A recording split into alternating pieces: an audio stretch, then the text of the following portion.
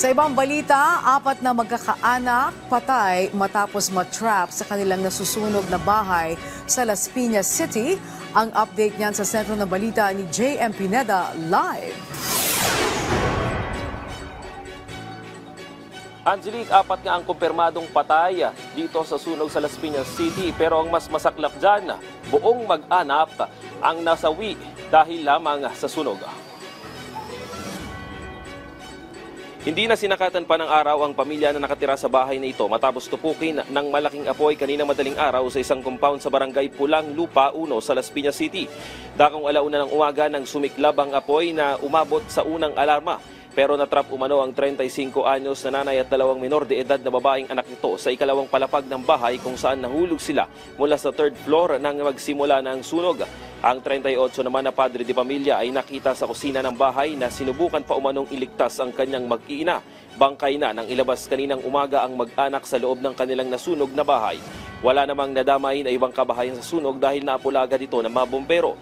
Ayon pa sa BFP, may 9 naman na nakaligtas sa residential area. Ang iba umano ay nasa trabaho at nakalabas agad. Mag-aalas 3 naman ng madaling araw nang ideklara ng BFP Las Piñas na fire out na ang lugar.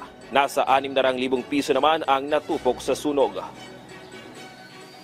Kung mapapansin po natin sa labas po, makikita natin na konkreto naman po ang bahay ng pamilya. Pero meron po itong mezzanine.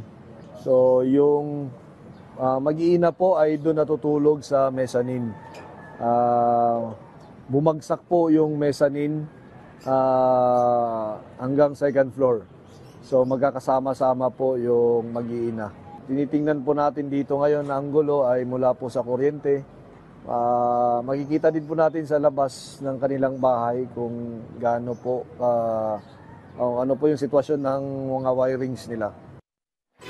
Angelique, isa sa mga naging challenges ng BFP sa pagapula dito sa sunog ay yung sikip ng lugar papunta dito sa Bernabe Compound. Pati na rin kung makikita nyo yung bahay ay may mga grills. Kaya naman paniguradong nahirapan lumabas din yung mga na-trap sa loob. At isa pa dyan is yung mezzanine ay gawa nga sa kahoy kaya mas madaling kumalat yung sunog. Pero isa nga sa mga paalala ng BFP na sana ay maging tanda na rin to sa mga residente na tignan muna yung mga wirings at yung mga overheated na mga equipments para makaiwas na sa mga ganitong sunog. Yan muna latest. Balik sa iyo, Angelique. Okay, maraming salamat sa iyo, JM Pineda.